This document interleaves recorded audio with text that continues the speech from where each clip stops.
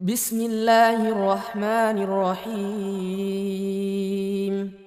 اب یہاں ایک مسئلہ ہے۔ مسئلہ کیا ہے؟ نبی اور رسول کے درمیان فرق۔ قرآن نے دونوں چیزوں کا تذکرہ کیا، نبی کا بھی تذکرہ کیا، رسولوں کا بھی تذکرہ کیا۔ تو یہاں نبی اور رسول کے درمیان فرق کو یہ بیان کیا گیا ہے کہ رسول انسانوں میں سے مرد ہوتا ہے، یعنی رسول یا نبی کوئی عورت نہیں ہوتی، اس کی طرف شریعت کی وحی کی جاتی ہے اور تبلیغ کا حکم ہوتا ہے۔ یہ ایک رسول کی تعریف ہے جو بیان کی جا رہی ہے، یعنی انسانوں میں سے مرد ہوتا ہے، اس کی طرف شریعت کی وحی کی جاتی ہے اور تبلیغ کا، لوگوں تک اللہ کا دین پہنچانے کا حکم دیا جاتا ہے۔ جبکہ نبی انسانوں میں سے مرد ہوتا ہے، اس کی طرف شریعت کی وحی کی جاتی ہے لیکن اسے تبلیغ کا حکم نہیں ہوتا، تبلیغ کا حکم نبی کو نہیں ہوتا جبکہ رسول کو ہوتا ہے۔ یہ نبی اور رسول کے درمیان فرق ہے۔ ایک اور فرق بھی ہے نبی اور رسول کے درمیان جو قرآن مجید کے اندر بیان کیا گیا۔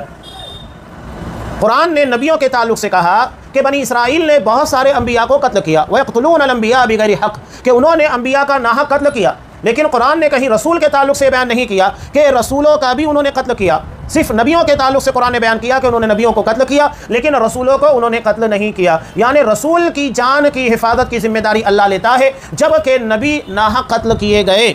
آگے کچھ اور فرق بیان کیا جا رہا ہے۔ اب یہاں ایک بات تو سمجھ میں آ گئی کہ جتنے رسول ہیں وہ نبی ہیں لیکن ہر نبی رسول نہیں ہوتا۔ یہاں ایک فرق بیان کیا جا رہا ہے کہ نبی وہ ہوتا ہے جس کی طرف سابقہ شریعت، یعنی اس کے پہلے کے رسول کی جو شریعت ہوتی ہے وہ موجود ہوتی ہے، جیسا کہ بنی اسرائیل کے بہت سارے انبیاء جن کے پاس تورات تھی، تورات کی شریعت تھی اور وہ اسی کی تابع داری کیا کرتے تھے، اور ان میں سے کسی کے پاس کسی خاص مسئلے کے تعلق سے وحی نازل ہوتی تھی، یعنی بنیادی طور کے پر تورات ہی تھی اور اسی کے احکامات، اسی کی شریعت کو فالو کرنا تھا۔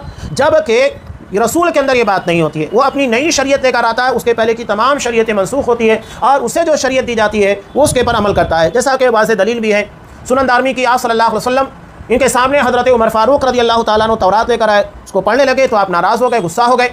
اس کے بعد آپ نے کیا کہا تھا کہ اگر تمہارے سامنے حضرت موسیٰ علیہ السلام یہ زندہ ہو کر آ جائیں اور اس کے بعد یہ تم ان کی پیروی کرنے لگو، مجھے چھوڑ دو، لَضَلَلْتُمْ عَنْ سَوَاءِ السَّبِيلِ، تو سیدھے راستے سے بھٹک جاؤ گے۔ وَلَوْ كَانَ حَيًّا وَأَتْرَكَ نُبُوَّتِي لَاتَّبَعَنِي، اگر وہ بالفرض زندہ ہوتے اور میری نبوت کے زمانے کو پا لیتے تو میری ہی پیروی کرتے۔ کتنا واضح انداز میں آپ صلی اللہ علیہ وسلم نے کہا کہ نبی زندہ نہیں ہے، وہ زندگی جو دنیاوی زندگی ہوتی ہے وہ انبیاء کے پاس وفات کے بعد نہیں ہوتی۔ اب یہاں زبردستی انبیاء کے تعلق سے، خاص طور سے رسول اللہ صلی اللہ علیہ وسلم کے بارے میں یہ دعویٰ کرنے کی کوشش کی جاتی ہے کہ آپ کے پر ایک لمحے کے لیے موت آئی اور اس کے بعد آپ کو دفن کیا گیا، اس کے بعد آپ کو موت نہیں ہے بلکہ آپ زندہ ہیں۔ بلکہ نبیوں کے تعلق سے کہتے ہیں کہ ان کی جو برزخی زندگی ہے یہ دنیاوی زندگی سے زیادہ پاورفل اور طاقتور ہے۔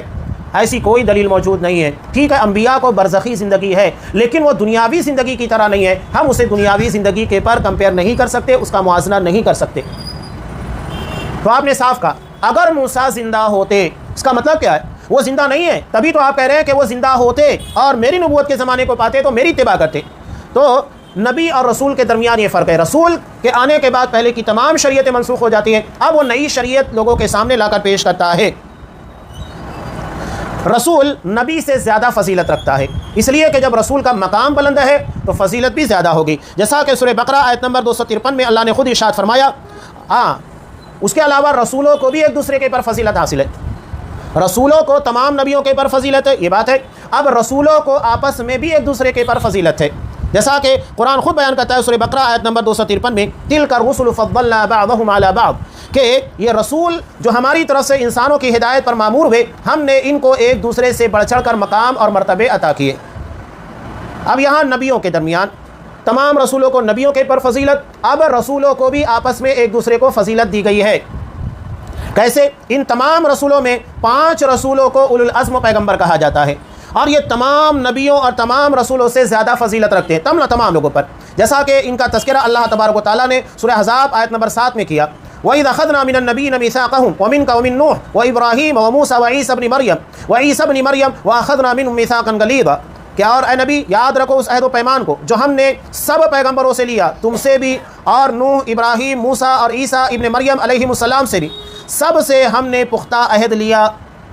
یہاں صاف طور پر کہا گیا کہ یہ 5 رسول جن میں محمد صلی اللہ علیہ وسلم ہیں، اور اس کے بعد حضرت نوح، حضرت ابراہیم، حضرت موسیٰ، حضرت عیسیٰ علیہم السلام، یہ تمام رسولوں کے پر فضیلت رکھتے ہیں۔ اب ان 5 میں 2 رسولوں کو فضیلت حاصل ہے، حضرت ابراہیم اور حضرت محمد رسول اللہ صلی اللہ علیہ وسلم کو بھی۔ اب ان دونوں کے درمیان بھی آپ صلی اللہ علیہ وسلم کو فضیلت حاصل ہے، یعنی سب سے اونچا مقام محمد رسول اللہ صلی اللہ علیہ وسلم کا ہے۔ السلام علیکم۔ ویڈیو پسند آنے پر اپنے دوستوں کے ساتھ واٹس ایپ اور سوشل میڈیا پہ ضرور شیئر کریں۔